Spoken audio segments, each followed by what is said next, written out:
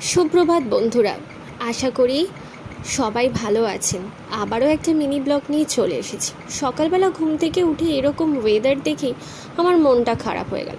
মন খারাপ নিয়ে রান্নাঘরে এসে একদিকে চা আর একদিকে দুধ বসালাম। চাটা হয়ে যেতে কাপে করে চা নিয়ে দুধটাকে ফুটিয়ে চলে গেলাম ঘরে। আজকে একটা বড় ধরনের কাজ আছে। রবিবারের বাজার, আবার এরকম ঠান্ডা ঠান্ডা ওয়েদারে আমার ছাদ বাগানটাকে ভালোভাবে পরিষ্কার পরিচ্ছন্ন করতে হবে। এইরকম ওয়েদারে মনটাও খারাপ হচ্ছে, আবার একদিকে ভালোও লাগছে, আবার এদিকে ভয়ও লাগছে। তো সব কিছু করে লাঞ্চ করে স্নান সেরে একটা লম্বা ঘুম দিয়ে উঠে আমার বরের আবদার রাখতে চিকেন পকোড়া, পাঁপড় ভাজা আর চা বিকেলবেলা বেশ ভালোই জমে উঠেছিল এইরকম ওয়েদারে। এই ওয়েদারটা উপভোগ করবার জন্য আমি আবার চলে গেলাম আমাদের ছাদ বাগানটা বেশ ভালো লাগছিল। আবার এই যা ঝড়ের পূর্বাভাস